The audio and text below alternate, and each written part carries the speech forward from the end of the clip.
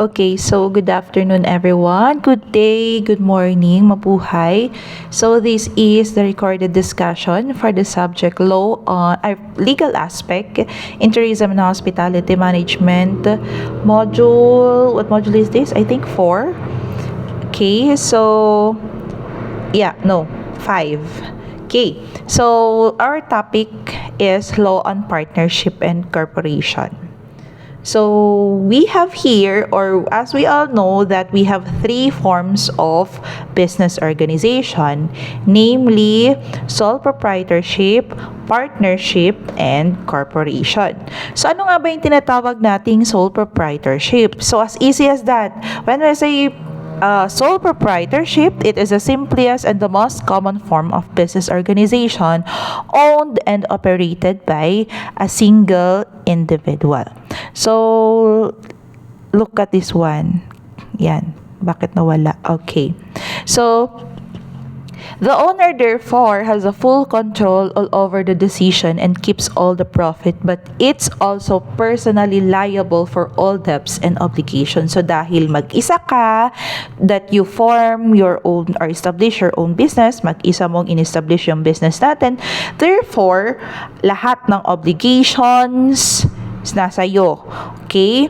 So, also the liability in terms of debts and other obligation, ayan, is nasa iyo. So, in terms of registration, in registering a business, if you are a sole proprietorship, or a sole proprietor rather, ano ba yung mga requirements? Of course, you will be registering your business in DTI, and then after that, after registering your business in DTI, after knowing kung ano ba or establishing kung ano ba yung type of business na i-establish natin, and then you go to BIR or Bureau of Internal Revenue to register your business to make it official, and then you get the necessary permits. Saan? Dun sa municipality natin. So ano ba yung mga necessary permits na requirements sa to have the mayor's permits? Of course, if tawag dito, kapag hindi naman food yung business natin, hindi na kailangan ng health certification and so on and so forth. Pero kapag normal, like let's say for example, merchandise, something like that. So, kailangan mo ng sanitary permit, kailangan mo ng engineer's a permit. Ano ba yung mga kailangan? Building permit, occupational permit, also electrical permit, yung mga ganyan. Also, yung sa Bureau of Fire Protection Certification, yung mga ganon. So, madami. Ayan. And then, after that, you will be opening your business.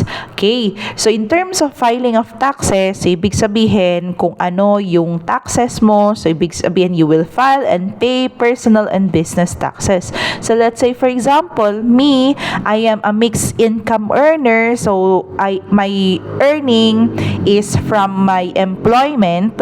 Ayan, galing sa QSU. And at the same time, from my business. Therefore, mixed income earner ako. So, yung taxes ko is galing sa business at the same time doon sa work.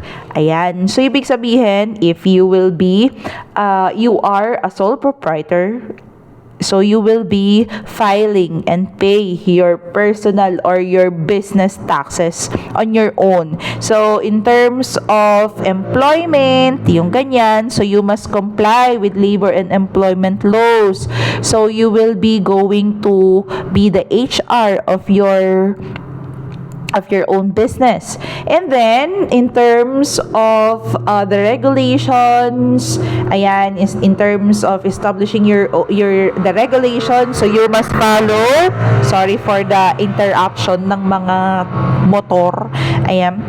So, regulations follow industry and government rules. So, record keeping, so maintain accurate financial records. Okay, so what are the advantage of sole proprietorship? So we have here, number one, easy to set up. So there are a minimal legal requirements and paperwork compared to other business structure. Unlike if you will be, your structure is partnership or corporation. So it is easier, it is accessible to almost everyone to start, di ba? If you have capital and you have a means to start your business, so you can start anytime if you are sole proprietor. So full control of decision making. So dahil wala ka namang hinihintay or wala ka namang partner, di ba? Hindi mo kailangan ng approval from other people.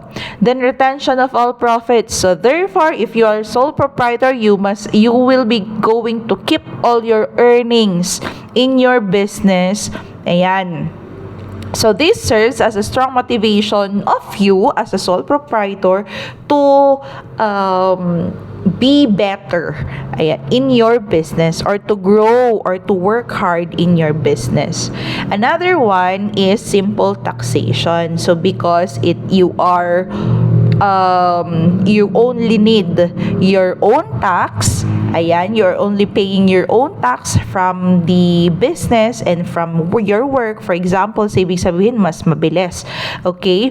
So, privacy and confidentiality. There is no need for you to disclose the financial statement of your business, 'di ba? Unlike with corporation na kailangan during meeting kailangan naka-disclose yung financial statement. Also direct relationship with customer, since you can directly or you are directly involved with the day-to-day operation, so you can build personal and meaningful rapport with your customer. So, mas nakikilala mo yung mga clients mo. Ayan. And also, flexibility and adaptability. So, the owner can quickly change business strategies. So, just in case, nakikita natin, meron nang hindi nag-grow na business natin or hindi na nabibenta ng mga products natin. So, we can easily change, or we can easily develop, ayan, our strategies. Okay. Another one is low operating costs. So with no requirements for board of directors or legal counsel for corporate governance. So dahil nga mag-isa mo lang, ayan, so kung may naiisip ka ng business, ayan, so you can start anytime. So now, ano naman yung mga disadvantage? So dahil mag-isa mo, so ibig sabihin unlimited personal liability. So dahil mag-isa mo, so pasan mo ang lahat. Okay? So also limited access to capital. So dahil mag-isa mo nga, so ibig sabihin ikaw nakarely personally on your savings, dun sa loan mo, or dun sa mga external financing sources, kung saan yung outsourcing mo, yun lang yung gagamitin mo as your capital. So limited skills and expertise. So because it is depending only on you, management, the operations, the financial, so therefore nalilimit yung skills, 'di ba? So unlike kapag nasa corporation tayo, 'di ba? We will be hiring our own HR, we will be hiring our own manager, we will be hiring our own accountants, yung mga ganyan. Another disadvantage of sole proprietorship is the difficulty in continuity. Bakit? Kasi kapag once na may sakit na tayo, 'di ba, magsasara yung business natin. Ano pa? Just in case may personal tayong pupuntahan, isasara natin yung business natin. Bakit? Kasi nga sole proprietor tayo, wala tayong inaasahan. Another one is heavy workload and burnout. Since one person you only handle your own business, therefore it can lead to stress, fatigue, and burnout. Mapapagod ka, mabilis kang mapapagod or mananawa sa business mo. Also, limited growth potential. So, due to restricted access to capital and resources, sole proprietorship often find it harder to expand compared to corporations or partnership that can pool larger resources. Ayan, limited yung growth potential natin. Bakit? Kasi nga, limited lang din yung resources natin, yung fund natin. Another disadvantage is difficulty attracting talented employees. Bakit? Kasi nga small lang yung business natin. Okay, so dahil doon, so ibig sabihin, hindi natin kayang tapatan yung mga tawag dito, yung salaries, the benefits, and the job security of the more skillful employees. Another one, no, separation between personal and business finances. Sometimes, kung ano yung, sometimes you will be having a loan, 'di ba? Ang magbabayad ng loan mo ay yung galing sa employment natin, pero ang ginamit natin yung loan natin sa business natin. Let's say for example, 'di ba? So it is there is no separation between our personal and in your business finances. Now, let's proceed with partnership.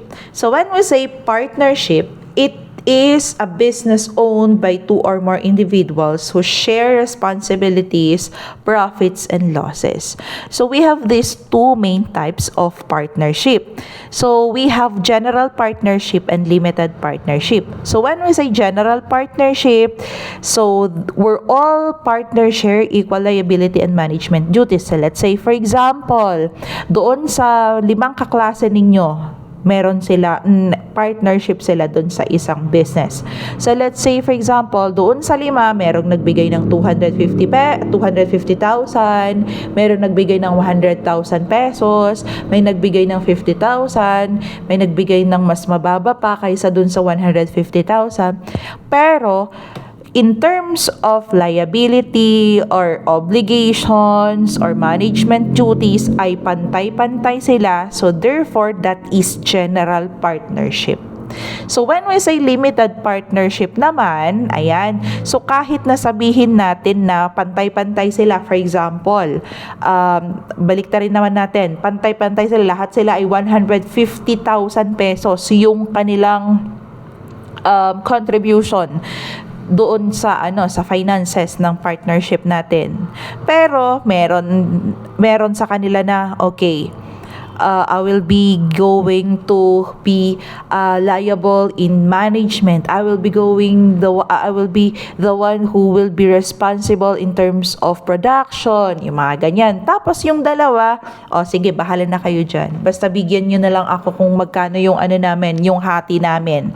So therefore, that is limited partnership. So when we say limited is limited lang yung liabilities nila and involvement nila doon sa business.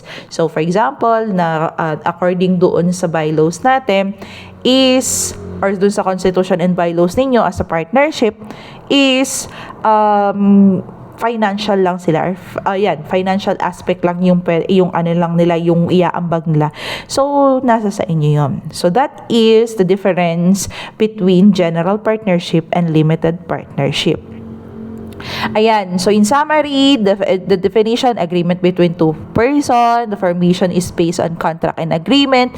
So the contribution can be money, property, industry, ayan, or skills, okay? So the purpose must be lawful. So profit is intentional, ayan, intention to divide profit among partners. That is depend on the ratio, ayan, na napag-usapan dun sa kontrata ninyo. So, co-ownership, all partners own the business. So, that is partnership. So, just in case na tawag dito, doon sa 5 magpa-partner, umayaw na yung isa, yung mga ganyan. So, ibig sabihin, that can be a cause of the solution of your partnership. So, just in case then na meron namang darating na iba, ayan, so kailangan merong consent.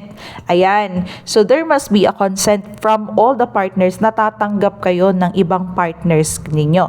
So just in case, meron yung isang partner ninyo na hindi pumayag, so ibig sabihin, hindi pwede. Okay, unless you will be dissolving your partnership. Okay, so in terms of trust, they're based on mutual confidence or delectus personae. So anyway, guys, so what is delectus personae? Ano ba yung tinatawag nating Delectus Personae? So when we say Delectus Personae, it is a doctrine.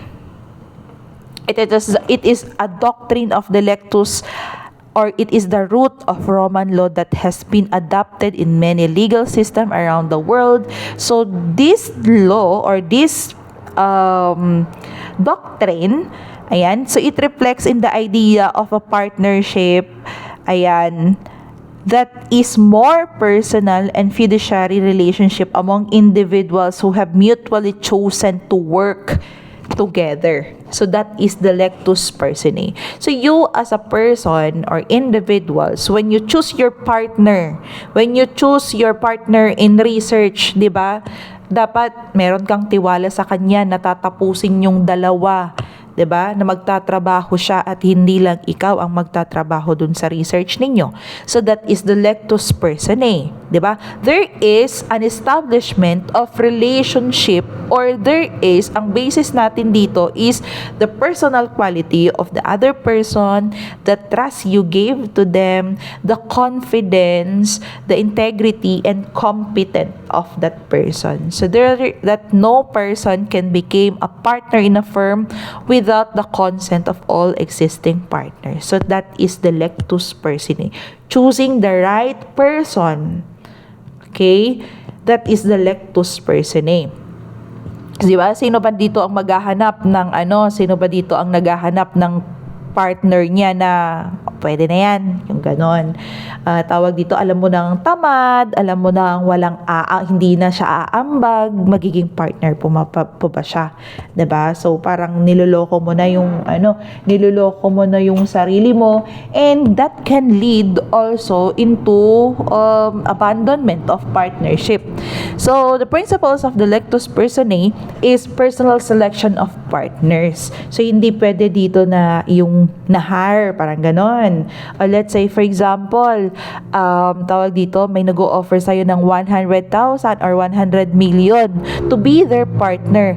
Pero hindi mo naman kilala personally yung tao. So, ibig sabihin, walang involvement, 'di ba? So paano ka makakapag-build ng trust, hindi mo nga siya kilala. So kailangan mo munang kilalanin, okay? So no partner can be forced upon others.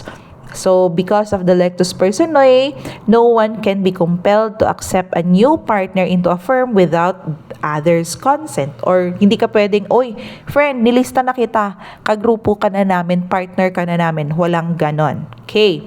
Another, restriction on transfer of partnership interest. So a partner cannot freely transfer or assign their partnership interest to another person. So just in case, so let's say for example, dun sa 5 magpapapartner, meron yung isa dun mag-a-abroad na, magma-migrate na abroad. So ibig sabihin hindi na niya kayang gawin yung responsibility or obligation niya dun sa grupo or dun sa partnership. So therefore, hindi niya pwedeng iwan doon sa, kung for example, anak niya, yung mga ganon, ang may iwan dito sa Pilipinas to continue, hindi niya pwedeng gawin yon unless kailangang i-dissolve muna yung partnership, tsaka sila magpo-form ng another partnership or magpo-form kasama na nung kung sino man yung pipiliin nila. Okay. Another one, dissolution of partnership upon death or withdrawal of partner. So incapacity or any individual or any partner na namatay, ayan, incapacitated or insanity, insolvency or withdrawal can lead to dissolution of partnership. Okay, so another one is fiduciary relationship. So the Delectus Personae reinforce the fiduciary duty among partners. So because partners are personally chosen and deeply trusted, they owe each other a highest degree of loyalty, honesty, good faith in all matters. So kung tayo naman ay pinagkalooban ng ganon, so make sure or we make sure na tayo din dapat fully entrust din tayo dun sa tao. Ayan. Nauhaw. Okay. So now let's proceed with the importance of the Delectus Personae. So, the lectus person ay protects the integrity and stability of partnership. So, dahil nga may tiwala ka dun sa isang tao, dahil kilala mo nga yung isang tao, so ibig sabihin firm ngayon yung relationship ninyong dalawa. So, the lectus person, it protects the integrity and stability of partnership ninyo. So, it preserves the personal trust and confidence among the partners. So, it also prevents unwanted person from being imposed or existing partners which could disrupt harmony and business operation. Kaya ngayong nabanggit nga kanina, dapat kilala nyo yung partner ninyo. Hindi basta-basta may nagyayaya ng kung sino yung pwede ninyong maging partner or nagpapapasok ng sino-sino na hindi nyo kilala dun sa partnership ninyo. So it also serves as a safeguard against conflicts of interest since partners must unanimously agree before a new member is admitted. So, dapat kilala nyo, pag-aralan ninyong lahat para yung walang sisihan. Okay. So now, let's proceed with the distribution of profits and losses. So in terms of distribution of profits and losses, ayan ha, pag sinabi nating profits is yung ganansya, yung kita ng business natin. So when we say losses, it may be yung utang, yung mga ganyan, o babayarin. Okay. So, in terms of partnership, so it must be allocated and divided among the partners depending on the agreement. Ayan. So, depending on the agreement, as it is directly affects the financial interests of each partner. So, kagaya na nabanggit dito, the profits and losses must be divided among the partners depending kung ano ang strategies or basis ninyo na nakasulat doon sa agreement ninyo. So, ano nga ba yung mga basis of distribution? Paano ba natin i-distribute? Ano ba yung basis natin? So, let's say for example, number 1, equal distribution. So, when we say equal distribution, so it was agreed in the agreement that there is a silent, on how profits and losses are divided, even though regardless doon sa regardless kung magkano yung contribution ng bawat isa. So let's say for example, this one, partners A, B, C are in a partnership, has agreement. Yan, does not specify on the ratio. So each partner, therefore, so let's say for example, si ABC, si A may 150,000 na contribution, si B 50,000 pesos, si C 20,000 pesos. Pero they agreed that they will still receive 1/3 of profit. So kahit na sabihin nating 20,000 lang yung niya, 'di ba? Kung yun nga yung napag-agrihan nila na pantay-pantay sila. Okay? Another basis of distribution is based on the capital contribution or capital ratio. So partnership may agree to distribute profits and losses in partnership. Okay? In partnership, asan na ako? Ayan. Proportion to their capital of contribution. So, this method is considered fair when partners contribute different amounts of capital. So, magkaiba naman to based dun sa nauna. Dun sa una, regardless daw kung magkano yung binigay. Dito naman, based on the capital contribution. So, let's say, for example, here. So, partner A, B, C. So, ang total capital nila is 100,000 pesos. Ngayon, ayan, balik tayo. Ngayon, si partner A, meron siyang contribution na 50,000 pesos. So, that concludes a 50% as ratio noong 100,000 na total. Si partner B naman is 30,000 pesos. So, that concludes 30%. Si partner C naman is 20,000 pesos. That concludes 20%. So, ngayon, magkano na ngayon yung hatian nila just in case na meron silang net profit na 200,000. So, dahil 50%, etong si partner A, ibig sabihin, meron na siyang marireceive na 100,000 pesos. So dahil sa 30,000 pesos na 30% naman si partner B, so ibig sabihin dun sa 200,000 na net profit nila, meron siyang marireceive na 60,000 pesos. So dun naman kay partner C, he will be receiving 40,000 pesos as concludes or equivalent dun sa 20% niya doon sa 200,000 na net profit nila. So that is based on the capital contribution. Another one. Okay, so based on agreed ratio. So dito naman, so partners may agree on the fixed ratio. So let's say for example, A, B, C, same pa din sila. A has or nag-contribute siya ng 50,000 pesos, si B is nag-contribute pa rin siya ng 30, si C ay nag-contribute pa rin sila ng 20,000 pesos. Okay. So dito naman, ang mangyayari is depending on the agreement kung magkano yung fixed ratio nilang lahat. So let's say for example, ang mangyayari is imbis na tawag dito 3-2-1, for example, ayan, pwedeng 1-2-3. Yan. So, depending on the agreement or usapan. Diba? So, kahit sabihin natin na mas mababa kay C, minsan kung siya yung 3, diba? Or upon agreement, siya yung 3, dahil siguro at sa kanya yung building, for example, yung mga ganon.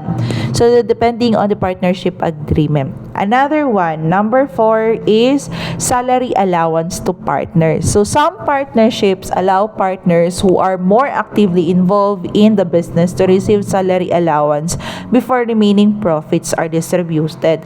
So, this compensates the partners for their time, efforts, and services rendered to partnership. So, the net income, for example, is 300,000.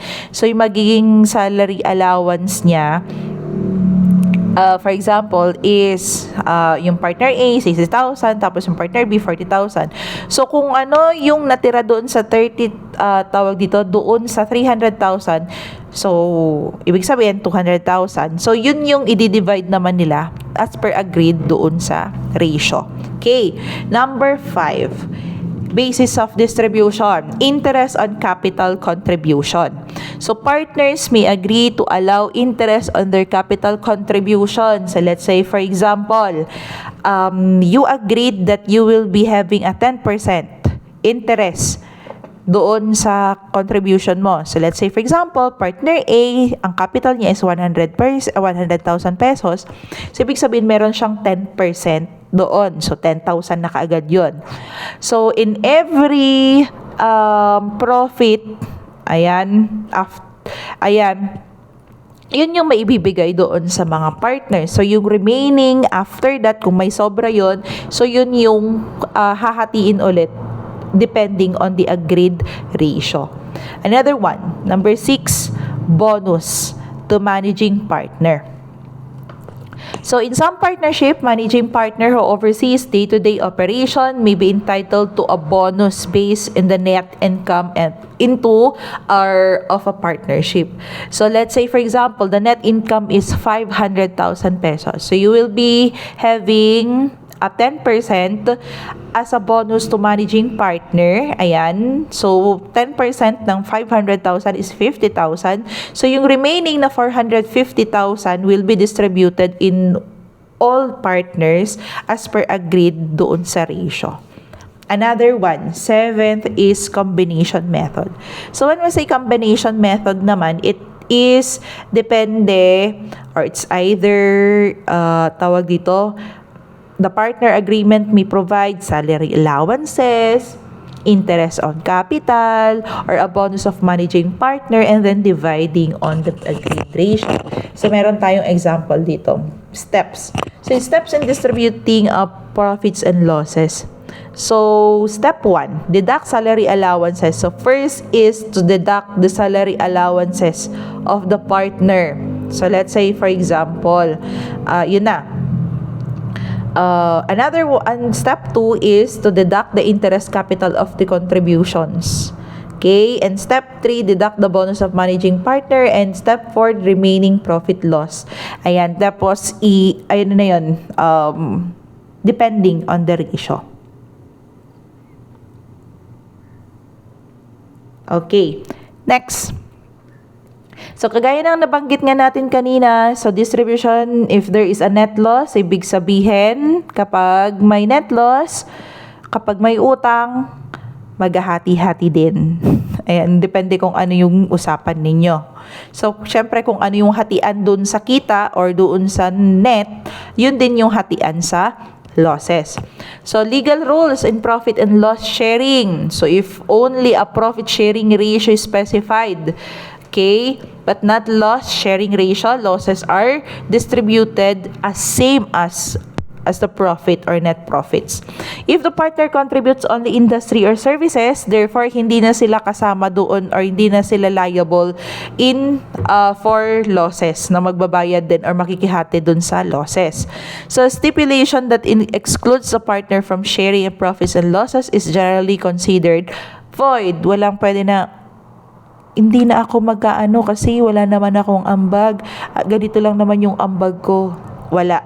So, business is a business. If you are a partner, ibig sabihin kayo lahat ang may-ari ng business, so lahat kayo ay makikinabang doon sa profit. So, partners may not be deprived of their share in profits entirely as this would contradict to the fundamental and nature of business. So, this is the example. Ayan.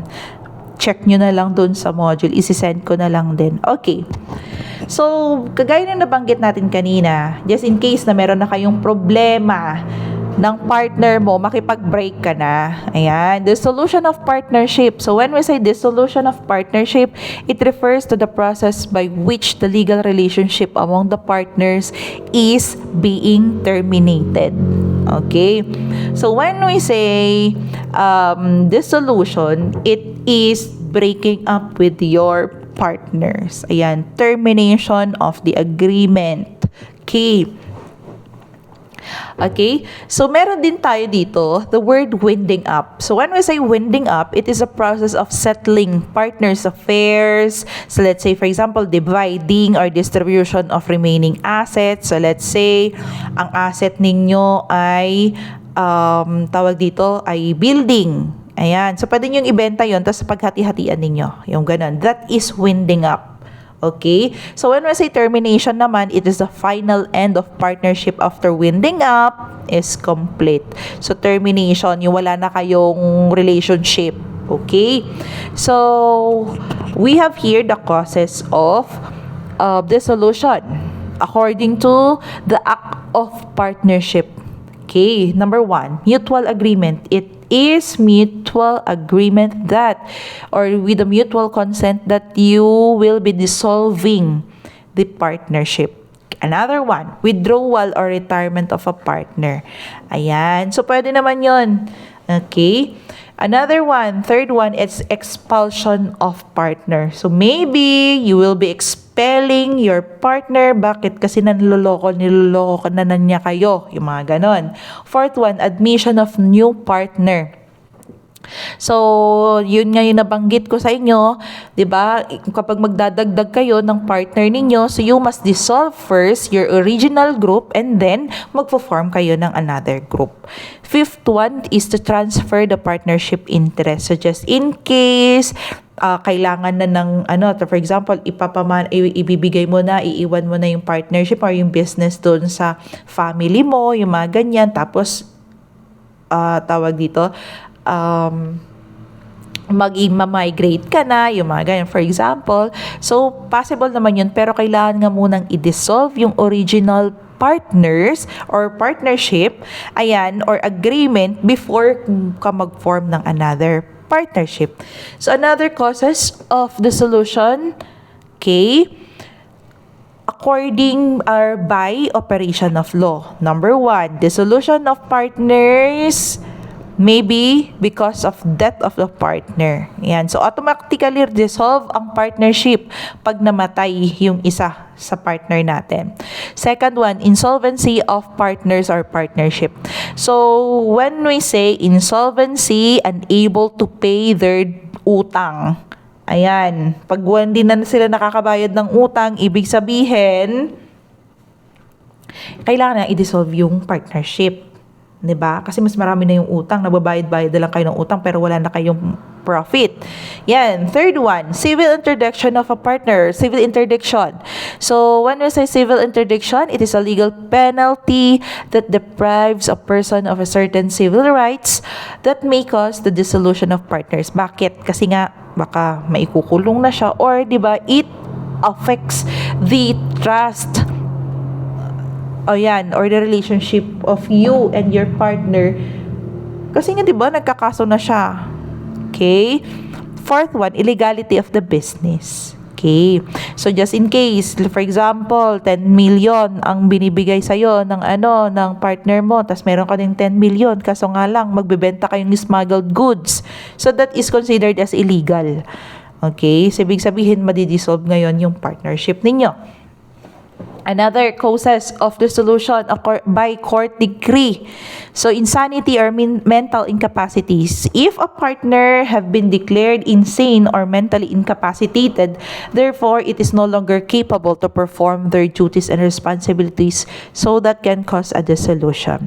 Another one, incapacity to perform partnership and duties. So, a partner became permanently incapable of fulfilling their obligations. So, maybe patay na, 'di ba? Or either magma-migrate na. Ayan. So another one, misconduct or breach of agreement. It can be a cause of misconduct, fraud, or willful breach. Yan. So persistent breach of partnership agreement, paulit-ulit na pag-violates. Ayan. Or pagbe-breach nung agreement of partnership natin. So, ano pang gagawin? Makipag-break ka na nga sa partner mo. Paulit-ulit ka nang niloloko, di ba? Ayan. Fifth one, losses and business impracticality. So, a business only carried on at loss at hindi na siya nakakabawi. Ibig sabihin, i-dissolve na tong partnership na to. Sixth one, prejudicial conduct. So, partner engaged in the conduct that likely to prejudicial effect and carrying on the business. So, let's say, for example, na ikulong yung partner mo, yung mga ganyan. Okay, so what is the effect now of dissolution? First one, cessation of new business transaction. So, it stopped the whole business transaction. Pag once na na-dissolve na yung business natin, ay yung partnership natin, ganun din yung business natin. Madi-dissolve din yung business natin. Okay. Another one, authority to partners continuing to winding up. So, after the dissolution, authority of each partner is bind to partnership continues only in the purpose of winding up. So, magko-continue pa naman yung partnership ninyo pero for the purpose of hati-hatiin na lang kung ano yung kita or kung ano yung asset nung partnership ninyo. Another one, rights of partners upon dissolution. So, each partner has the right to have a partnership property applied to discharge partnership liability. So, kailangang ibigay ang dapat ibigay sa mga partners natin. So, liability of partners continues. So, kahit sabihin natin na na-dissolve na yung partnership natin, nag-automatically discontinue na din yung business natin, pero may mga liabilities pa rin tayo or meron pa rin tayong obligation. So, kailangan bayaran pa rin natin yung mga utang kung meron man. Right to wind up. Ayan. So, of course, kailangan nga maghati-hati. Okay. So, winding up of partnership. So, completion of unfinished business. Ayan. So, let's say, for example, i-close yung business. Ayan, collection of receivables, magko-collect ng mga pautang kung meron man, payment of liabilities, magbabayad ng utang at paghahati-hatian yung utang kung meron man, and distribution of remaining assets. So, what is the order now of distribution of asset upon dissolution? So, meron tayong hanggang fourth priority. So, first priority is the outside creditor. So, let's say for example, ang total na net ninyo is 1 million, for example. Ngayon, meron kayong utang sa bangko. Yan, meron kayong loan sa bangko. So, ibig sabihin, yun muna yung ano niyo, yun muna yung babayaran ninyo. Okay. Second priority is, for example, doon kayong magpa-partner. Maliban doon sa contribution, ayan, so let's say for example, nag-usap-usap kayo na tig 150,000 kayo. Ngayon, meron pa kayong utang, nag-utang pa kayo ng 1 million dun sa isang partner ninyo para lang ma-complete or para lang mabili yung kailangan ng business natin na hindi kasama as part of the contribution. So, ibig sabihin, kailangan nyo munang bayaran yung utang nyo dun sa partner ninyo. Third one, partner capital. So, kailangan lahat ng mga partner na ibalik kung magkano lahat yung capital nila. So, let's say, for example, 150,000, 200,000, yung mga ganun, kailangan ibalik muna sa kanila. Ngayon, kung ilan yung sobra doon, ayan, so kailangan paghati-hatian na. Ayan, depende tuloy. It depends on the agreed ratio. Okay na tayo doon. Okay, so, yun. Okay, so meron naman tayong tinatawag na wrongful dissolution. So when we say wrongful dissolution is yung bigla na lang umaalis na hindi nagpapaalam, yung mga ganyan, yung mga nang iiwan sa ere, yung mga ganyan. Ibig sabihin, that is one example of wrongful dissolution. Or let's say for example, wala ka ng tiwala dun sa isang partner mo, tapos sasabihin mo, ayoko na to. Ayoko na, hindi ko na itutuloy itong business natin. Something like that. That is example of wrongful dissolution. Kasi wala pa nga kayong usapan, di ba? Or let's say, for example, nagra-rise yung business natin. Tapos meron lang kayong hindi nagkaintindihan, hindi na kayo nag-usap, tapos dinisolve nyo na yung partnership ninyo. That is one example of wrongful dissolution. Ayan, yung that can held or that can be a cause of damages to other person. Ayan, or to your partners. Yan, that can cause harmful, suffering to your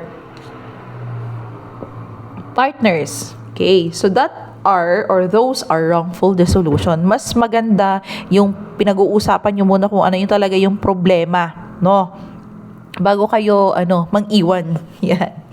So, wrongful dissolution. Now, let's proceed with the corporation. Okay? So, sana kaya ko to ng isang oras. So, anyway, corporation. So, it is a legal entity. Ayan. Separate from its owner called shareholders.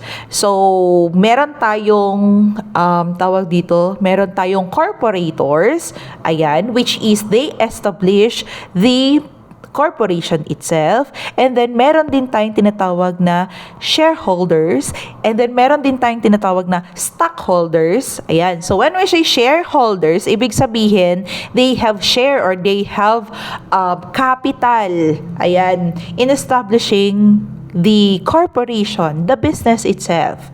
Okay, so maybe depende kung ilang percentage, ayan.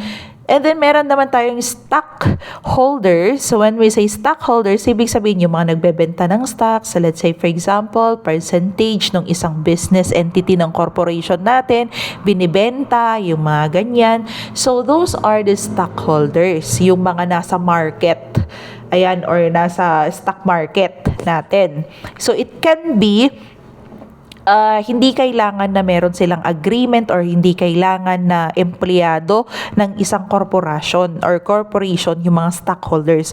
While the shareholders must or have the entitled or they are entitled, ayan, na pwede silang maging empleyado ng tawag dito, ng business, or pwede lang din sila yun lang yung taga-finance ng business.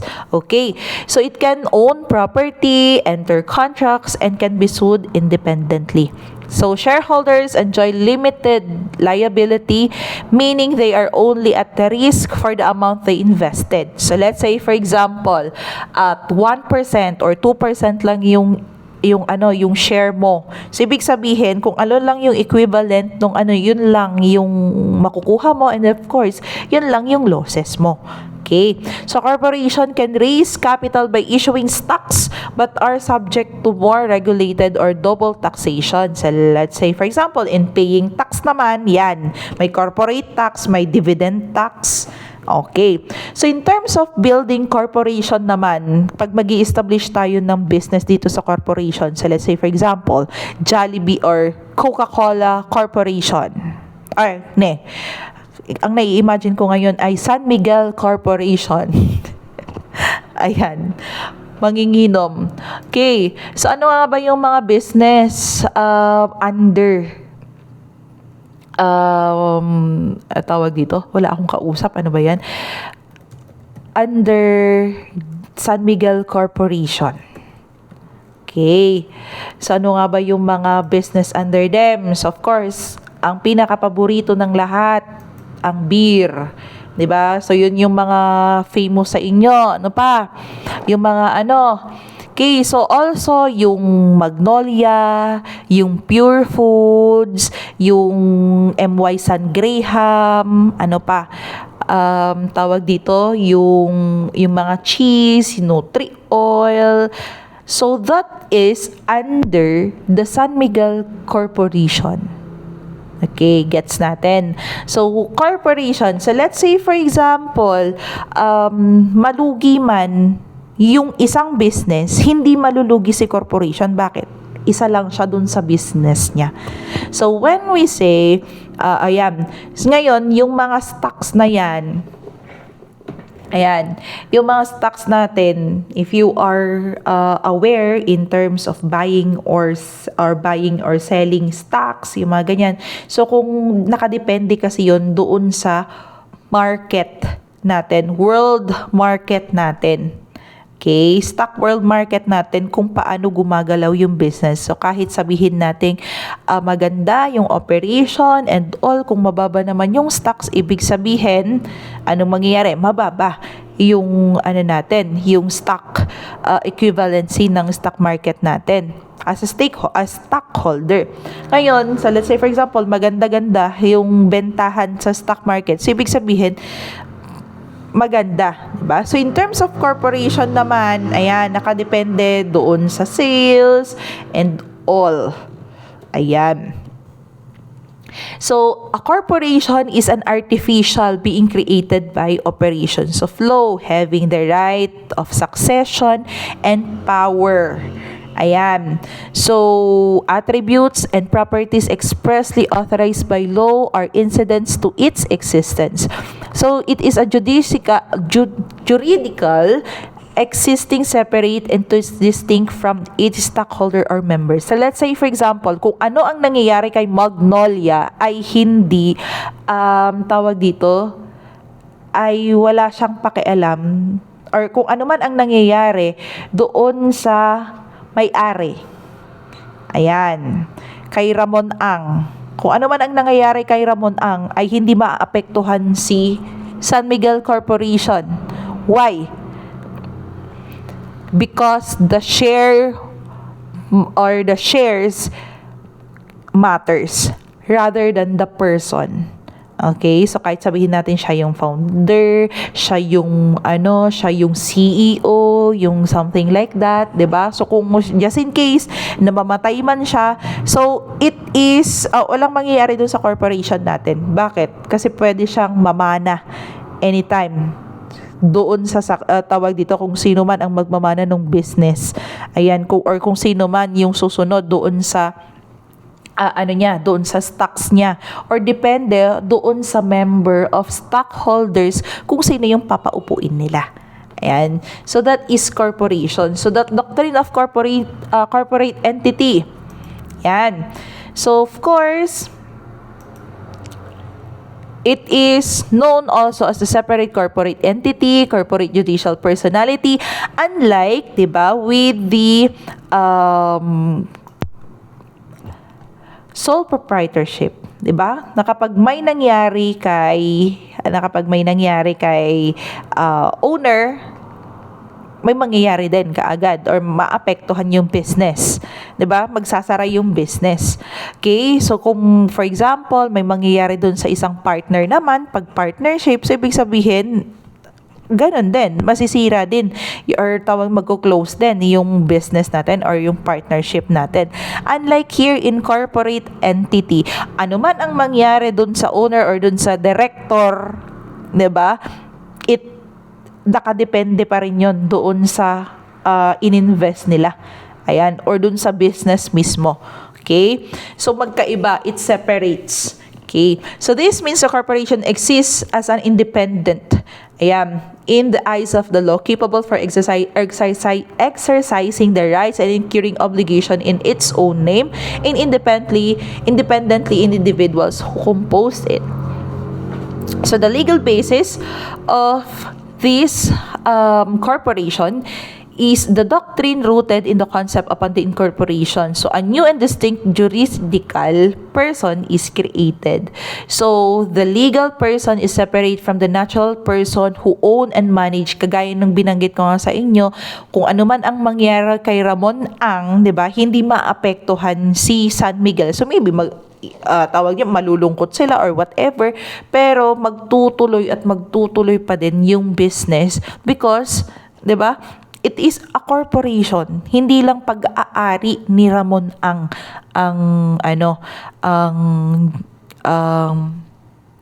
San Miguel, 'di ba? So own and property in its own name, enter into contracts, sue and can be sued, incur debts and obligation, exist particularly regardless of the changes of ownership.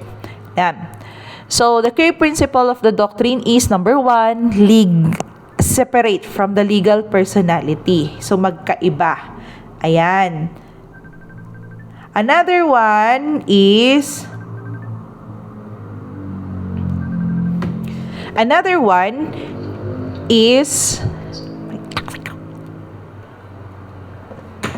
okay, is limited liability to shareholders. So because the corporation is limited legal entity, so the liability of shareholder is generally limited. So to the amount of their investment and value of shares. So creditors of the corporation cannot go on the personal assets, 'di ba? So kung ilan lang yung for example, yung mga members or stock members ni Ramon Ang, for example, may mga utang sila. Walang pakialam yon doon sa San Miguel. Ayan, hindi maapektuhan si San Miguel doon. Bakit? Kasi personal nilang liability yon. Personal obligation nila yon. Okay. So, this principle encourage investment by protecting investors from unlimited personal liability. Okay, so third one, perpetual succession. So a corporate enjoys perpetual existence or continuous succession. Unlike kapag partnership or sole proprietorship na kapag namatay yung isang member, ayan, or pag namatay yung sole proprietor, ibig sabihin wala na. Ganon din sa partnership. So dito, 'di ba? Tawag dito kapag corporation minamana. So kung sino yung anak or kung sino yung nandun sa will, 'di ba? Sila yung magmamana nung stocks. Another one, capacity to sue and be sued. So as a separate legal entity, a corporation has the capacity to sue and to be sued on its own name. So hindi si ang makukulong, ayan, kundi kung sino yung pumipirma. Ayan. So, for example, board of directors, hindi naman si Ramon ang pumirma doon. So, kung sino yung pumirma, yun yung makukulong. Or let's say, for example, the accountant. Ayan. Okay? Meron siyang tinagong pera. For example, so ibig sabihin sa accountant lang magiging liable. Okay? So, fifth one, capacity to own property. So, a corporation can acquire, own, or hold a dispose a property in its own name. So, for example, tawag dito, di ba, yung mga daanan, yung NLEX, SLEX, or whatever, mga ganyan, na ginagawa or tawag dito, na from the San Miguel Corporation, ayan, so it is owned property of the San Miguel Corporation. Di ba, hindi lang iisa ang may-ari. Sixth one, okay, capacity to enter into contracts. A corporation can enter into contract in its own name through a duly authorized officers or agent. So these contracts bind the corporation, not individual shareholders or directors. So let's say for example, magiging part ng advertisement nung isang concert. So let's say for example like that. So doon sa kontrata na yun, hindi kailangan yung may-ari or hindi kailangan yung CEO yung pupunta doon or hindi kailangan yung owner ang pupunta doon. So kailangan lang nung legal representative of the San Miguel Corporation, for example, yun lang yung pupunta doon. Okay. So importance and purpose of this doctrine is, first one is to encourage investment. Yan, by limiting the liability of the shareholders, the doctrine encourages individuals to invest in corporation without a fear of losing their personal assets. Okay. Second one, facilitates business transactions. So it is separate because it is separate with the personal. So kahit sabihin natin, okay, magiging shareholders ako dito sa San Miguel Corporation, pero may sarili din akong business. It can be like that. Okay. Another one, promotes business continuity. So perpetual existence of the corporation ensures the business operations are not disrupted by the changes of ownership or management. So kahit sino ang uupo dun sa corporation or sino pa ang magiging CEO ng corporation, 'di ba? Hindi maaapektuhan. Also protects shareholders. So the doctrine protects shareholders from being personally liable in debts and obligations. So kung ano ang utang ng corporation, utang lang yun ng corporation. Ayan. So enables corporate accountability since corporation is distinct in legal entity. It can be held accountable for its own action, contracts, and obligation. So exemption of the doctrine. Ano nga ba yung exemption? So, meron tayong tinatawag na piercing of a corporate veil. So, the fundamental principle is that absolute courts may disregard the separate legal personality of the corporation holds shareholders or officers personally liable under the principle of piercing the corporate veil. Pag sinabi nating piercing the corporate veil, it is a juridical act or of disregarding the separate legal personality of the corporation and looking beyond it to hold the individual shareholders, directors, or officers that is personally liable of the corporation debt and or wrongful acts. So let's say for example naman, tawag dito, sinadya na hindi na pagalawin yung corporation, so ibig sabihin kung kailangan merong tawag dito, magiging liable doon sa actions. Ayan. So when court pierce the corporate veil, so therefore, the courts will pierce the corporate veil in disregard of this doctrine. So it can be with the following circumstances. Number one, fraud or illegality. Ayan, of entering into the of the contract, something like that. Second, alter ego doctrine. So one corporation is a mere alter ego or business conduit of its shareholders, meaning shareholders treat the corporation's assets of their own and there is no real distinction between the corporation and its owner. So yun yung mga example. Ayan. So, evasion and legal obligation. Another one, equity and justice. When strict adherence to the doctrine or corporate entity would result in justice, inequity, and promote fraud. Diba? Yung wala nang kinikita. Yung something like that. So, under capitalization. So, when corporation is grossly undercapitalized or when the business is at risk, so the court may find the corporate form is being abused or pierced of the veil to protect the creditors. Sixth one is commingling the assets. So when shareholder commingle their personal assets with corporate assets, yung ginagamit na nila in their own personal use ang mga corporate assets, so that can be a cause.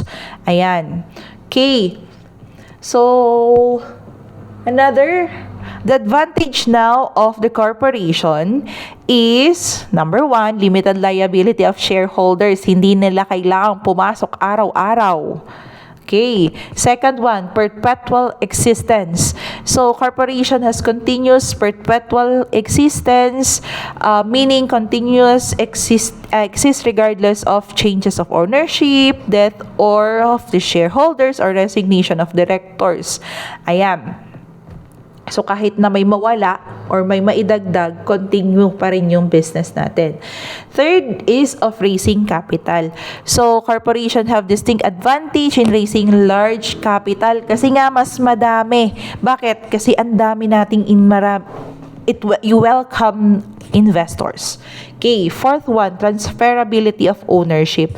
So, ownership in a corporation is represented by a share, represented by shares of stocks, so which can be freely bought or sold. So, kung for example, ayaw mo na, 'di ba? Pagod ka na or gusto mo na ding mag-establish ng sarili mong company, so pwede mo lang ibenta yung stocks mo. Ayan. Or kung ayaw mo na sila. Okay, professional management. Corporation are managed by the board of directors. There's no need for you to, for example, hindi ka naman into management. So wala kang walang ikakabahala doon. Bakit? Kasi may magpa-manage ng pera mo. Okay? It enhances credibility and prestige. Okay? And public trust compared to sole proprietorship and partnership. Kasi nga, 'di ba, in terms of customers, in terms of branding, yung mga ganyan. So dahil mas marami or mas malawak yung source natin. So in terms of the credibility of business, mas credible tayo. Yan, na nasa corporation. Another one, centralized management. So, corporate structure provides by centralized management through board of directors. Next one, enhance capacity to sue and to be sued. Yan, by itself. Okay. Another, ability to own property by the corporation, employee benefits and incentives. So, corporation are better positioned to offer attractive compensation packages, stock option, retirement plans, and other benefits. Unlike with the two. Kasi 'di ba, kung wala nang pumapasok na pera, yung mga ganyan, ibig sabihin wala na. 'Di ba? So, kung mababankrupt man tayo, wala na. Unlike kapag corporation kasi may mga pera pa yung mga investors natin or nakadepende yung pera natin doon sa lawak nung investment natin, sa business natin. Yan. And tax advantage. So, corporation may enjoy certain tax benefits and incentives that are not available in sole proprietors or partnership rather. So, these may include deduction of business expenses, tax credits for research and development, and preferential tax treatment or reinvested profits. Unlike kasi kapag nasa sole proprietor lang tayo, 'di ba? Kukutuhan yung libro natin. So kung dito, 'di ba, mas mabilis yung basta meron tayong tawag dito, meron tayong financial or meron tayong accountants to handle it. Yan. Another one is disadvantage of a corporation. So, double taxation. Yan. So, ano naman ang disadvantage of having or be in a corporation? First one is double taxation. So, one of the most disadvantage is double taxation. So, meaning corporate income is taxed and also corporate level when earned and then tax again in the individual level. So, when distributed to shareholders as dividends. So, this means as the same income is effective taxed twice. So, madodoble. Doble yung tax. Okay, so second one is complex and costly formation. So, settling up in a corporation is more complex, time-consuming, and expensive compared to sole proprietorship and partnership. Why? Because it requires filing articles in incorporation, drafting bylaws, paying registration fees, and complying with various legal and regulatory requirements. So another disadvantage of corporation is extensive government regulations and compliance. So corporations are subject to extensive government regulation and oversight, so they must comply with the corporate laws, security regulation, labor laws, environmental regulations, kasi nga dahil mas malaki dahil nga nasa corporation na tayo, di ba? So it can be consuming for you. Bakit? Kasi nga mas marami ng tao ang aalagaan mo or iisipin mo. Okay, fourth one, lack of secrecy and privacy, because you will be going to disclose the financial statement, ownership information, and other business details to regulatory authorities, and some cases to the public. So the lack of privacy can be a disadvantage to the business. Bakit? Ay, mababa lang pala yung kanilang asset, something like that, 'di ba? Malalaman ng iba. Or that can be the negative, disadvantage naman, kasi nga baka yun pa yung ikakasira or ikaka-disappoint ng mga investors natin. Another disadvantage of corporation is that separation of ownership and control. So while professional management is advantage, the separation of ownership and control naman is disadvantage. So shareholders who own the corporation may have little say by the day-to-day management because it controlled by the board of directors. So kapag may merong 25% na hindi pumayag, 'di ba? So, ibig sabihin, it can lead to another discussion. Okay? Another one is slow decision making. Bakit? Kasi nga bureaucratic, or dahil kailangan pa ng board approval, kailangan pa ng shareholder votes, or compliance with formal procedure.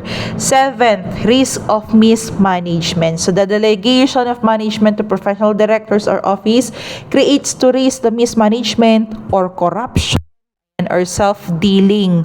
Okay. Another disadvantage of corporation is difficulty in dissolution. Okay, so kahit gusto na natin na hindi na nagwo-work yung yung corporation natin, pero hanggat meron kasi pa ring pumapasok, 'di ba, or pinupush pa rin siya ng board of directors natin or yung mga the BODs natin, gumagalaw pa din yung corporation natin. Okay? And then, impersonal nature. Due to its size and formal structure, the corporation can become impersonal and bureaucratic, losing the personal touch, and is often present in a smaller business. Unlike kapag nasa sole proprietor tayo, kilala natin kung sino yung client natin, kilala natin lahat ng bumibili sa atin. Dito naman sa corporation, minsan hindi na din natin kilala kung sino yung empleyado natin. Ayan. Next one, minority shareholder vulnerability. So in corporation where ownership is concentrated among the few learner shareholders, minority shareholders may find themselves a little power or influence over corporate decisions. So majority shareholders can dominate votes. Ayan, kung nanonood kayo ng mga movies regarding corporation, di ba, may mga pinapalayas na kahit sila yung mga may-ari, mga ganyan, because of the the size of the shareholders, or yung mga shares natin. Okay. 11th one is agency problem. It arises in the interest. Ayan. Management may pursue their own interests such as higher salaries or personal perks and expenses. Ayan. So, yun naman yung mga possible problems natin. Now, let's proceed with the classification of corporations as to their purpose. Number 1, public corporation. So when we say public corporation, that is created by the state for a purpose of connected with the administration of for civil or local government. So it is established to serve in general public and promote welfare and community. So, example is the cities, municipalities, provinces, yung mga ganyan, barangays, and the LGUs. So, the characteristic of the public corporation, it is created by the state through legislation, corporate government functions, funded by public taxes, and subject to government control and regulation. Okay, another one, private corporation. So when we say private corporation, it is one form for example pala ng public corporation. Tawag dito, supposedly, public corporation ang ano natin, ang tawag dito, ang Kirelco. Ayan. So, yon. Anyway, private corporation, it is one formed by private purpose, aim, and ends. So, it is organized by private individuals for profit and lawful purpose and not for government structure. Like yung mga business corporation, non-stock corporation, religious corporation, and educational institution organized in the private entities. Then we have quasi-public corporation. So, it is a private corporation that has been granted a public franchise or is engaged in the public affected by public interest. While private-owned, it's performed function that essential to the public. Ayan, quasi-public corporation, an example is yung mga electric cooperatives natin. Okay? So, it is a private-owned but serves the public. Okay. As to classification of corporation, as to whether they are for profit or not. Number 1, stock corporation. So, when we say stock corporation, it is one that has capital stock divided into shares and then authorized to distribute dividends and allotment. Okay? Like yung mga banks, yan, retail corporations, yung mga ganyan. Then, we have also non-stock corporation. So, when we say non-stock corporation, okay, so this is one that does not issue shares of stock, does not distribute dividends to its members instead of profits. Its primary purpose is to promote welfare, interest, and objective of the member to the public, like Red Cross. Ayan, educational institutions, civic organizations, professional associations, yung mga ganyan. Next, classification of corporation according to number of person composing them. Then, number 1, we have corporation aggregate. So, when we say corporation aggregate, it is one composed of more than one person or member. That is most common type of corporation where multiple individuals come together to form a single corporate entity. Ayan. So, it's like, most business corporations, partnership incorporated as corporations, yung ganyan. Then, second one is corporation sole. Pag when we say corporation sole, ibig sabihin isang pamilya lang ang may hawak. Yan, or isang tao lang ang may hawak. So, let's say, for example, Roman Catholic Archbishop of Manila, Bishop of the Diocese, yung mga ganyan. Next, as to the relationship of another corporation. So, we have here, ayan, number 1, parent or holding corporation. So, owns by controlling interest that can be typically with more than or owns 50% shares of the subsidiary parents or holding corporation. Large conglomerates that own multiple subsidiary companies across different companies. Next, subsidiary corporation. So when we say subsidiary corporation, it is one of the controlled by another corporate, ayan, the parents, through majority stock ownership, while subsidiary operates its separate legal entity by its major. Kung ano ninyo, so let's say for example, Jollibee Corporation, ano ba yung mga kapartner niya? Ayan, yung may-ari ng Coca-Cola, ano pa, Coca-Cola Company, or Corporation, ano pa, Mang Inasal, yung mga ganyan. So, ibig sabihin, okay, so meron silang pinaka-major na company. Yan. So, next one, affiliate corporation. An affiliate corporation is one of related to another corporation through common ownership or control but is not necessarily subsidiary. Another, as to their legal status. Then we have the jure corporation. So when we say the jure corporation, it is one that has been formed in strict and substantial compliance, ayan, that with the requirements of the law of its incorporation. It has the legal contribution of the corporation and existence cannot be attacked even the state of direct proceedings. Second one, de facto corporation. So when we say de facto corporation, it is one that has not complied into the legal requirements for incorporation but has been made in a good faith attempt. So requirement for the de facto corporation, there must be a valid law under the corporation to be incorporated. Then there must be an attempt of good faith to incorporate. There must be an actual cause to exercise corporate powers. So that is de facto corporation. Third, corporation by estoppel. So it arises by the group of people holds themselves out as of the corporation, enters to the contracts and the transaction. So the law prevents them from denying their corporate status to avoid liability to those who relied the representation. So the characteristic of estoppel or corporation by estoppel, not actually incorporated, acts as were their corporation, cannot deny corporate status to the third party who relied on them and applied to the specific transaction where representation were made.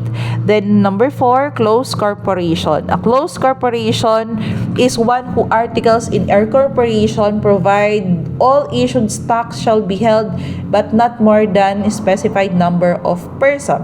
That is, all issued stocks are subject to restriction on transfer. So the characteristic of this one is limited number of shareholders, not exceeding to 20. Yan, restriction on transfer of shares. Stocks are publicly traded, kaya nga close.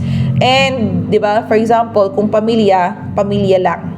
Yan, open corporation or public held corporation. An open corporation is one who shared freely transferable may be offered into general public through stock exchange or yung mga tawag dito, yung binibenta sa stock market. Another, as to their nationality and place of incorporation. We have domestic corporation, we have corporate corporation, and then we have a limosinary corporation. When we say a limosinary, it is organized for charitable, benevolent, and philanthropic purposes. Like yung mga hospitals, yung mga ganyan. Or yung Red Cross nga. Ayan, ecclesiastical corporation, it is organized primarily for religious, like yung mga church organization, diocese, ayan. Lay corporation, it is organized for the purpose other than religious one that may be either for profit or not profit but objectively are secular in nature. So, ito yung mga tawag dito, ito yung mga comparison. Check nyo na lang. So, the power of corporation refers to the right, yan, refers to the right of capacities granted to the corporation by law and its article of incorporation. So, kung dun sa business ninyo, it is very much important that you have article of incorporators. Doon kapag partnership naman, dapat meron din kayong article of partnership. Ayan. Ang nakalagay doon is the duties and responsibilities on each. Magbibigay na lang pala ako ng example later kung maalala ko. Ayan. Classification of corporate power. Express power. It can be sued and be sued. Second one, to have and use corporate seal or the emblem or the logo. Okay, in all the contracts, hindi kailangan ng signature or hindi kailangan ng hindi kailangan yung personal na header. Hindi na kailangan yun. Kung Jollibee Corporation, yan, yung main address, and then yun na yun. Okay, another one, to amend its articles of incorporation. Pero kailangan, syempre, when you amend the articles of incorporation, it must be in accordance in the provisions of law and of course, in accordance of the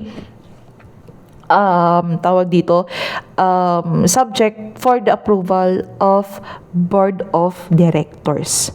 Then we have also to adopt and amend bylaws. So, which are internal rules governing in the management.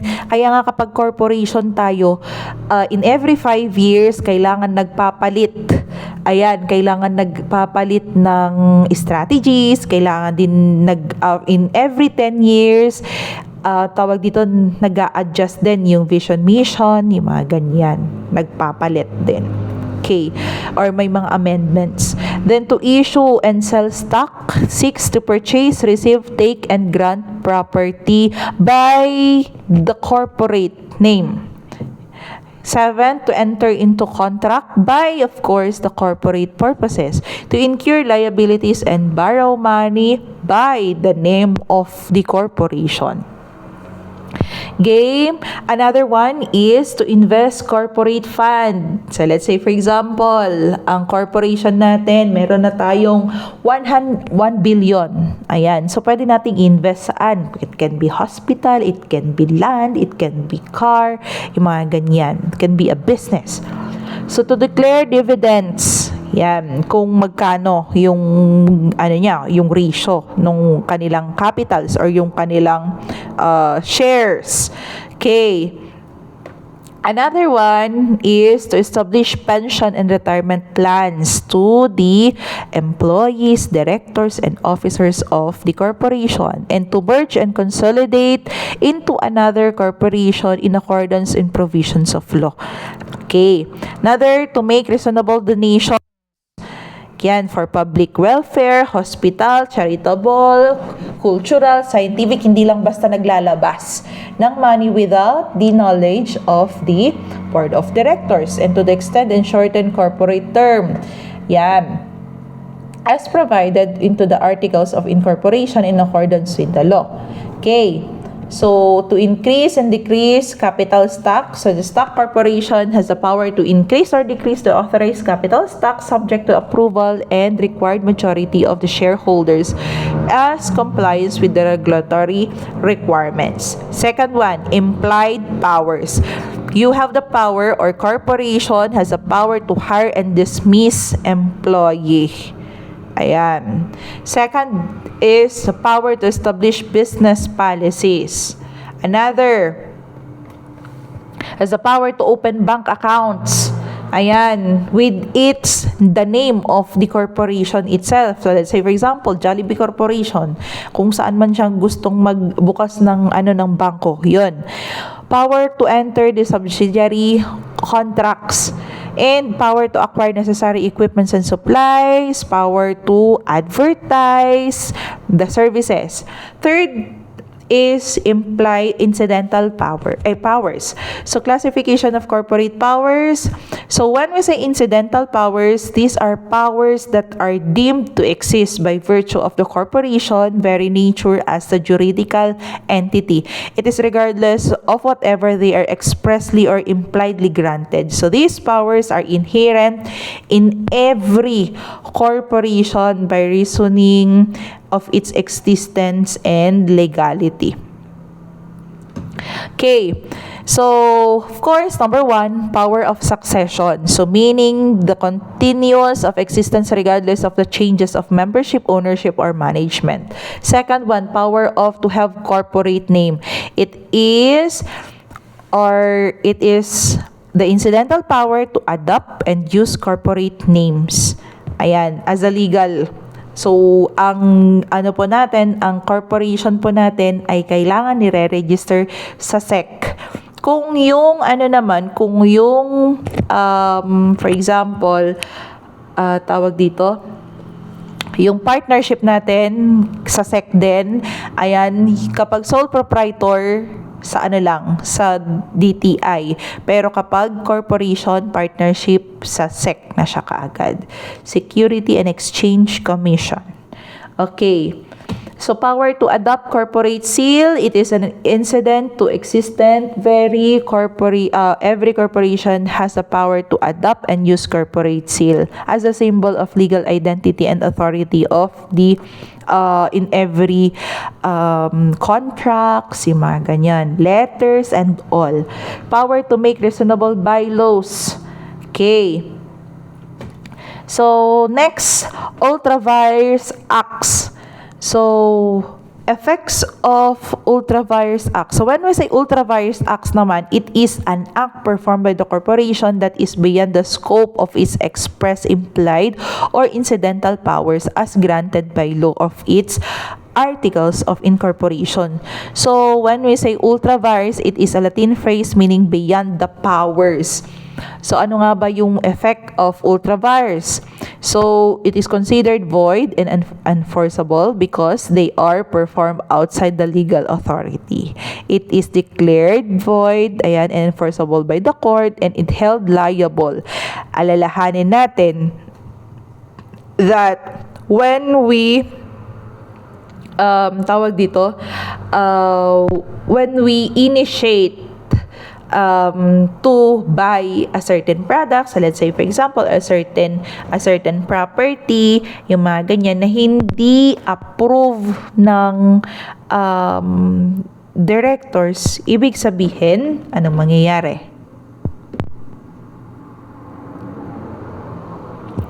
Ano ang mangyayari? So ibig sabihin, tawag dito, it is void. Ayan. Hindi yun. So, classification of corporate powers. So, limitation on corporate powers. So, constitutional limitation, meaning corporate powers must not violate the Constitution and fundamentals of fundamental rights guaranteed by law.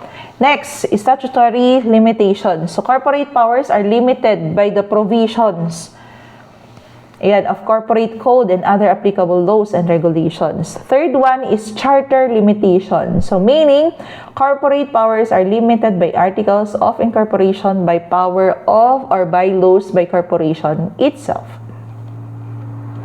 So, another is limitation imposed by general principles of law. So, corporate powers must be exercised in accordance of general principles such as good faith, equity, and public policy.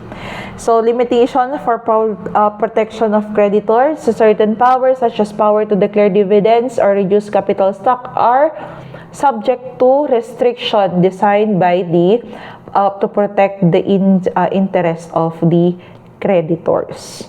Ayan, pag sinabi niyang creditors, these are the members of the or the stockholders or shareholders. So, what are the process?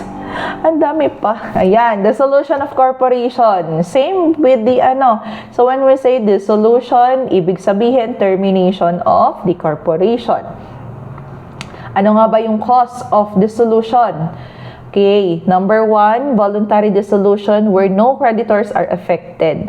So, ibig sabihin, there is no such thing as, tawag dito, walang malulugi. Okay? So, voluntary dissolution. So, it can be corporation submits the necessary documents to the SEC, ayan, which is a certificate dissolution upon approval.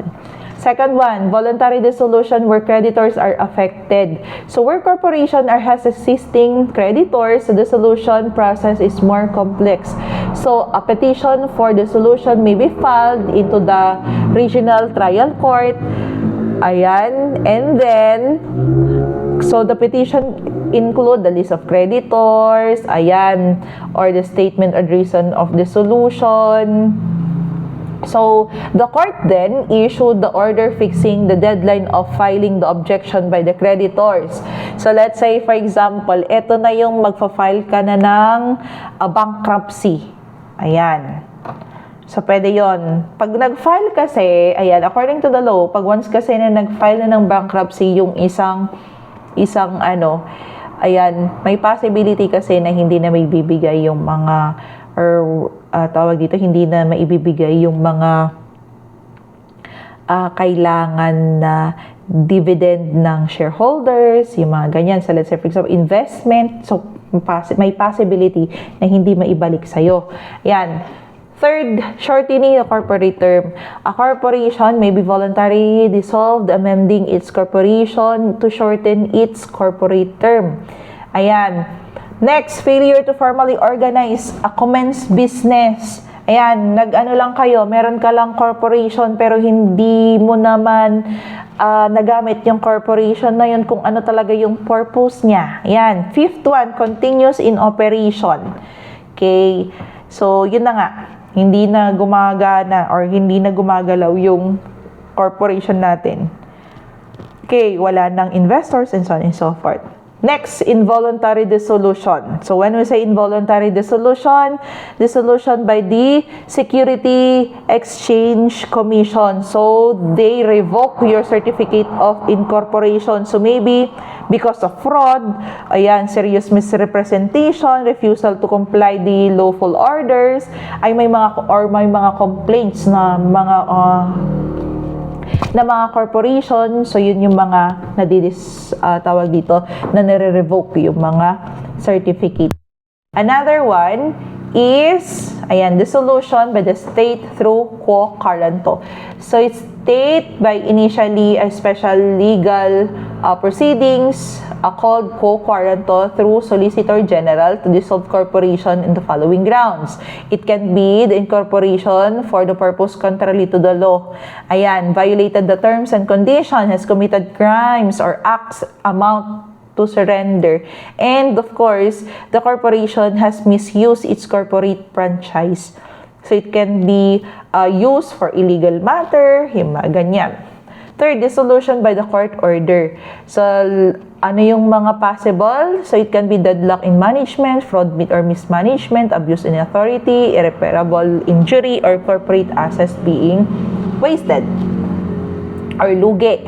Ayan. Fourth, expiration of corporate terms. Ayan. I think corporation, 10 years. 5, 8 to 10 years. Yeah. So, legislative and dissolutions. So, in some cases, the legislative may pass a law specifically dissolving a particular corporation or revoking its charter, particularly for public corporation, who created the special legislative acts.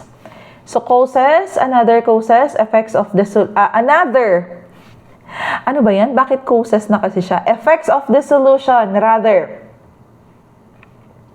Ayan, hindi siya causes, kundi effects. Ayan. So, first is sige. Yan.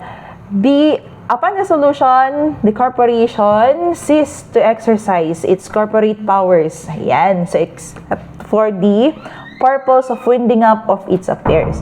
So, it can no longer enter into new business transaction or pursue in the corporate objectives. Bakit nga? Kasi nga, wala na. Okay? Another one, continuous for winding up purposes. So, halos pareho lang sila ng nung partnership. Ayan, liability of directors and officers. So, once dissolved, so continue to be responsible for winding up corporation affairs. It is the responsibility of each and everyone to pay debt, just in case, diba? It is their obligation, a right for creditors. So, the creditors are preserved upon dissolution. Creditors have the right to demand payment. Kaso nga lang, may mga tendency kasi. So, let's say, for example, naagang nag-file ng bankruptcy yung corporation. that causes dissolution of the corporation. So, may mga percentage na lang. Ayan, minsan. Hindi lahat. Next, rights of shareholders. Shareholders have the right to receive their proportionate share of the remaining corporate assets after all debts and obligations have been paid. Winding up corporate affairs, appointment of the liquidator or receiver may be appointed by the board of directors or the court to oversee the winding up process. Another one is inventory of assets. Ayan. The corporation must conduct complete inventory of assets including real property, personal property, receivables, investment, and other resources. Collection of receivables, payment of liabilities, distribution of remaining assets. So, in terms of order of distribution of assets upon dissolution. So, meron din tayong mga first priority, second priority, mga ganyan. First priority is the secured creditors. Creditors with aliens or security interest in the specific corporate assets. Second one, taxes of the government claim, yung mga unpaid taxes, obligation to the government. Third priority is unsecured creditors like yung mga, tawag dito, yung mga suppliers. Yan. Fourth one, preferred shareholders. Shareholders with preferential rights upon over assets of liquidation. And fifth one, common stakeholders or shareholders. Remaining assets distributed to the common shareholders. Ayan. So, methods of liquidation. What are now the methods of liquidation? Number one is liquidation by the corporate itself. Ayan. Second one, liquidation through receivable or trustee. So, it can be from the creditor, shareholders, or the directors. Then, liquidation through assigned benefits of creditors. It can be the assets of the trustee of the creditors. Another one, restatement of dissolved corporation. So, let's say, for example, gusto nyo ulit i-form yung corporation ninyo. So, it can be restated. So, dissolution was due to failure of file required reports, yung mga ganyan. So, maybe, the SEC or court approves the petition for reinstatement filed by the corporation upon compliance of all the applicable requirements. Ayan. So, yon. Okay, basahin nyo na lang yan. Pareho lang yon. So, I think that's the end of our discussion. Ayan, liquidation. Ayan. Order of priority, first priority. Yan. So, I think that's the end of the, no. Okay, I think that's the end of the discussion. So, thank you very much guys for listening. Ayan. So, yun nga yung pagkakaiba-iba nung tawag dito ng corporation. So, alalahanin natin. We have a quick comparison. When we say owners, in terms of ownership, nandito siya eh. Sa pinaka-last slides natin. Ayan. Ayan. So, in terms of ownership, pag sinabi natin sole proprietorship, ibig sabihin mag-isa lang. Pag partnership, 2 or more. Kapag sinabi natin incorporator, ibig sabihin more than 50. Ayan. Shareholders. So, liability, in terms of liability, it is unlimited. Bakit tawag dito? Kasi nakadepende yun sa inyo. In terms of, sa partnership naman, ayan, it is shared liability by your partner. And corporation, it is limited. Bakit? Yung corporation, yung kumpanya mismo, ang liable to that. And of course, it is due or it is with the consent of the board of directors. Then set up, when sole proprietor, in setting up sole proprietor, very easy. Punta ka lang dun sa DTI, tapos na. Yan, in terms of partnership, di ba? Pag sinabi naman nating corporation, eto na. It is complex. Bakit? Kailangan ng money, articles of incorporation, the SEC registration, and all. In terms of paying tax, it is personal. Partnership, it is personal. While incorporation, it is corporate. Ayan. As a general, from the businesses and from the dividends. The lifespan of the sole proprietorship businesses, ibig sabihin, it depends on the owner's life. Diba? Hanggang sa nabubuhay siya. Okay, so dun sa partnership naman, it is based on the agreement base. Okay, hanggang walang nanloloko. Okay, so in terms of corporation, perpetual. Ayan, hanggang gusto ninyo, hanggat ayaw nyong i-dissolve yung corporation, andyan lang yung corporation. So I think or I hope na intindihan ninyo yung differences of tawag dito in terms of putting up a business in terms of sole proprietorship, partnership, and corporation. So anyway, guys, this is a topic in legal aspect, but may mga topics din or may matatopic din tayo or may mapag-uusapan din tayo sa entrepreneurship ninyo na subject regarding this matter. So thank you very much, guys, for listening in 1 hour and 40 minutes. Thank you and God bless and mabuhay and prepare for a quiz. Thank you.